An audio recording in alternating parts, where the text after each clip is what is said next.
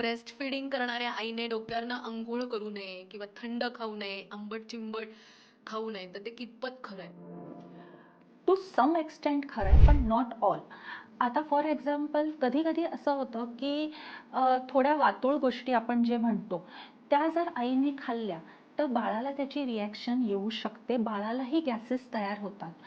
पण डोक्यावरनं अंघोळ केली किंवा तिने आंबट चिंबट खाल्लं तर आंबट चिंबट खाल्ल्याने बाळाला काही त्रास होण्यापेक्षा तिला जर थ्रोट इन्फेक्शन होऊ नये हे जास्त त्याच्या मागचा कन्सेप्ट असतो. तसंच आईने गरम पाणी प्यावं ह्याचं कारण काय असतं, तर आईला थ्रोट इन्फेक्शन होऊ नये किंवा ते उकळलेल्या पाण्यामुळे तिला वॉटरबोर्न इन्फेक्शन्स होऊ नये ह्याच्यासाठी ह्या गोष्टी केल्या जातात.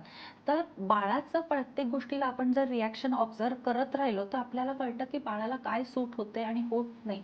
मे बी सगळ्या गोष्टी सूट होतही असतील किंवा एखादी गोष्ट सूट होत नसेल तर जोपर्यंत ब्रेस्ट फीड होते तोपर्यंत मग ती गोष्ट आपण आपल्या डाएटमधनं वर्ज करावी.